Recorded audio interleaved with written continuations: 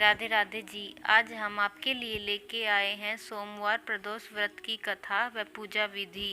आइए जानते हैं कि प्रदोष व्रत में भगवान शिव की पूजा किस प्रकार करें। प्रदोष व्रत में भगवान शिव की पूजा दोनों ही समय की जाती है। ब्रह्म मुहूर्त में उठकर भगवान शिव की नहा धोकर पूजा कीजिए और उनकी सभी पसंदीदा वस्तुएं उन्हें अर्पित कीजिए। जिस प्रकार आपने सुबह पूजा की, उसी प्रकार आप शाम के समय भगवान शिव की पूजा करें। प्रदोष व्रत में शाम की पूजा महत्वपूर्ण होती है, क्योंकि इसी समय को प्रदोष काल कहा जाता है। शाम 5:30 बजे से लेकर 8 बजे तक प्रदोष काल रहता है, इसलिए इसी समय के बीच में आप भगवान शिव की पूजा करें और उन पर बेल पत्र, धतूरा, चावल अर्पित करें। इस बात का ध्यान रखें कि भगवान शिव पर टूटे हुए अक्षत कभी भी न चढ़ाएं। भगवान शिव को दूध भी अर्पित करें। प्रदोष व्रत में भगवान शिव को जनेऊ भी अर्पित किया जाता है। भगवान शिव की पूजा करने से पहले आप भगवान गणेश की पूजा जरूर करें। यदि मंदिर जाना संभव ना हो तो घर में आपने शिवलिंग रखी है तो आप उसकी पूजा भी कर सकते हैं। यदि शिवलिंग भी ना हो तो भगवान शिव और माता पार्वती की मूर्ति से भी आप पूजा कर सकते हैं। यदि आप मूर्ति से पूजा कर रही हैं तो उस पर आप गंगा जल के छींटे लगा दीजिए। सोमवार के दिन के प्रदोष व्रत को सोम प्रदोष या चंद्र सोम प्रदोष भी कहा जाता है और इससे मनोकामनाओं की पूर्ति करने के लिए किया जाता है। आइए सुनते हैं सोमवार प्रदोष व्रत कथा। पूर्व काल में एक पुत्रवती ब्राह्मणी थी। उसके 2 पुत्र थे। वह ब्राह्मणी बहुत ही निर्धन थी। देव योग से उसे एक दिन महर्षि शांडिल्य के दर्शन हुए। महर्षि के मुख से प्रदोष व्रत की महिमा सुनकर उस ब्राह्मणी ने ऋषि से पूजन की विधि पूछी। उसकी श्रद्धा और आग्रह से ऋषि ने उस ब्राह्मणी को शिव पूजन का उपयुक्त विधान बतलाया और उस ब्राह्मणी से कहा, तुम अपने दोनों पुत्रों से शिव की पूजा कराओ। इस व्रत के प्रभाव से तुम्हें 1 वर्ष के पश्चात पूर्ण सिद्धि प्राप्त होगी। उस ब्राह्मणी ने महर्षि शांडिल्य के वचन सुनकर उन बालकों के सहित नतमस्तक होकर मुनि के चरणों में प्रणाम किया और बोली, हे ब्राह्मण, आज मैं आपके दर्शन से धन्य हो गई हूँ। मेरे ये दोनों कुमार आपके सेवक हैं, आप मेरा उद्धार कीजिए। उस ब्राह्मणी को शरणागत जानकर मुनि ने मधुर वचनों द्वारा दोनों कुमारों को शिवजी की आराधना विधि बताई। तदंतर वे दोनों बालक और ब्राह्मणी मुनि को प्रणाम कर शिव मंदिर में चले गए। उस दिन से वे दोनों बालक मुनि के कथनानुसार नियम पूर्वक प्रदोष काल में शिवजी की पूजा करने लगे। पूजा करते हुए उन दोनों को 4 महीने बीत गए। एक दिन राजसूत की अनुपस्थिति में शुचिव्रत स्नान करने नदी किनारे चला गया और वहां जल क्रीड़ा करने लगा। संयोग से उसी समय उसे नदी की दरार में चमकता हुआ धन का बड़ा सा कलश दिखाई पड़ा। उस धन पूरित कलश को देखकर शुचिव्रत बहुत ही प्रसन्न हुआ। उस कलश को वह सिर पर रख कर ले आया। कलश को भूमि पर रख कर वह अपनी माता से बोला, हे माता, शिवजी की महिमा तो देखो।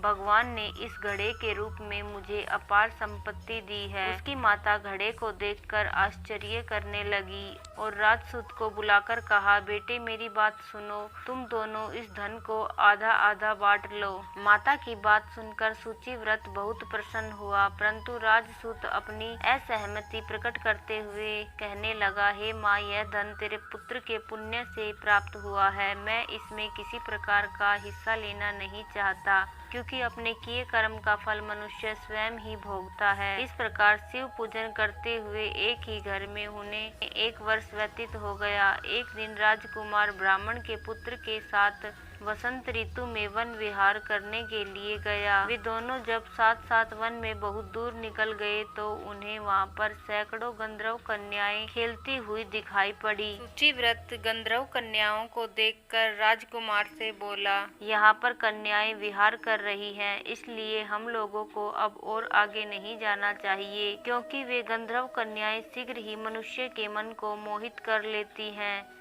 इसलिए मैं तो इन कन्याओं से दूर ही रहूंगा। परंतु राजकुमार उसकी बात अनसुनी कर कन्याओं के विहार स्थल में निर्भीक भाव से अकेला ही चला गया। उन सभी गंधर्व कन्याओं में प्रधान सुंदरी उस समय आए हुए राजकुमार को देखकर मन में विचार करने लगी कि कामदेव के समान सुंदर रूप वाला यह राजकुमार कौन है। उस राजकुमार के साथ बातचीत करने के उद्देश्य से राजकुमारी ने अपनी सखियों से कहा, सखियों, तुम लोग निकट के वन में जाकर अशोक, चंपक, मोलसरी आदि के ताजे फूल तोड़ लाओ। तब तक मैं तुम्हारी प्रतीक्षा में यहीं रुकी रहूंगी। उस गंधर्व कुमारी की बात सुनते ही सब सखियां वहां से चली गई। सखियों के जाने के बाद वह गंधर्व कन्या राजकुमार को स्थिर दृष्टि से देखने लगी। उन दोनों में परस्पर प्रेम का संचार होने लगा। गंधर्व कन्या ने राजकुमार को बैठने के लिए आसन दिया। प्रेमालाप के कारण राजकुमार के सहवास के लिए वह सुंदरी व्याकुल हो उठी और राजकुमार से प्रश्न करने लगी, हे कमल के समान नेत्रों वाले, आप किस देश के रहने वाले हैं? आपका यहाँ आना क्यों कर हुआ? गंधर्व कन्या की बात सुनकर राजकुमार ने जवाब दिया, मैं विद्रव राज का पुत्र हूँ। मेरे माता पिता स्वर्गवासी हो चुके हैं। शत्रुओं ने मुझसे मेरा राज्य हरण कर लिया है। राजकुमार की बातें सुनकर राजकुमारी ने कहा कि हे गंधर्व राज, मैं आपसे प्रेम करने लगी हूँ और मैं आपसे विवाह करना चाहती हूँ। गंधर्व राज ने कहा कि मैं एक राजविहीन राजकुमार हूँ, आप मेरे साथ कैसे रह सकती हैं?